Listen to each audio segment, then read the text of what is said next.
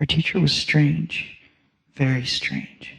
He always had a weird little shine to his eyes, the same look that me and my friends got every time we had gotten in trouble and not been caught yet, and were trying not to get caught by attempting to look innocent. He always seemed like he had just done something wrong, not bad, just wrong. Sometimes when we were outside, weird little things would happen when he was around. I remember once when the school bully had been picking on me, then went to the jungle gym. I looked over and saw the teacher looking at him, and suddenly the bully's hand slipped and he fell off the jungle gym onto the ground. My friends and I had been talking about it the last few days. We had been trying to figure out why strange things always seemed to happen around him, and we had come up with an idea. We needed to confront him and just ask a few questions. And we figured if we all got detention after class, it would work that way. Today was it. We were heading into school knowing that we'd all be disruptive on purpose. Whatever we could do so we could get detention and be able to talk to him alone. "You just like picking on kids, don't you?" one of us asked. "You're a little mean, Mr. Purser," another of us accused. Mr. Purser laughed.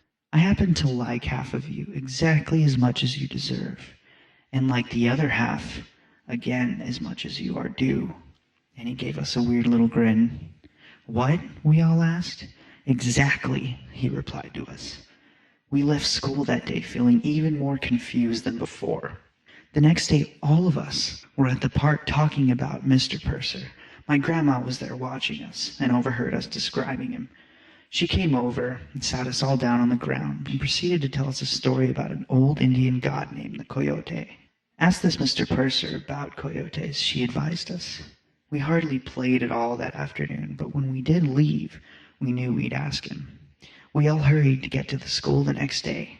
We went straight to Mr. Purser's classroom and stood in front of the desk so he'd have to talk to us. "You're Coyote," one of us cried out.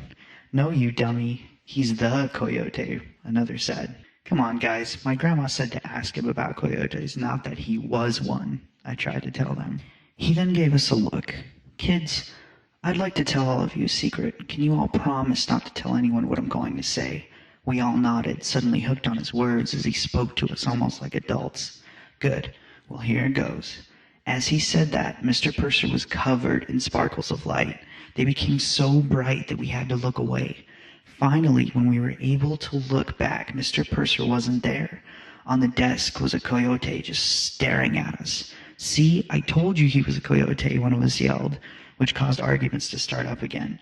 The coyote stood up straight and gave a short bark that made us all jump and turn to look at it. Mr. Purser changed back while we were watching him, and he smiled softly.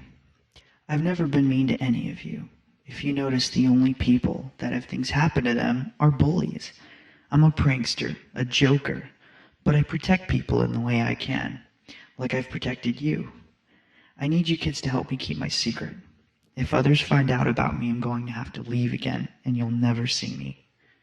After a few more minutes of speaking with Mr. Purser, we promised to never reveal who he was. We even got him to promise to show us a little magic every now and then if we got good grades.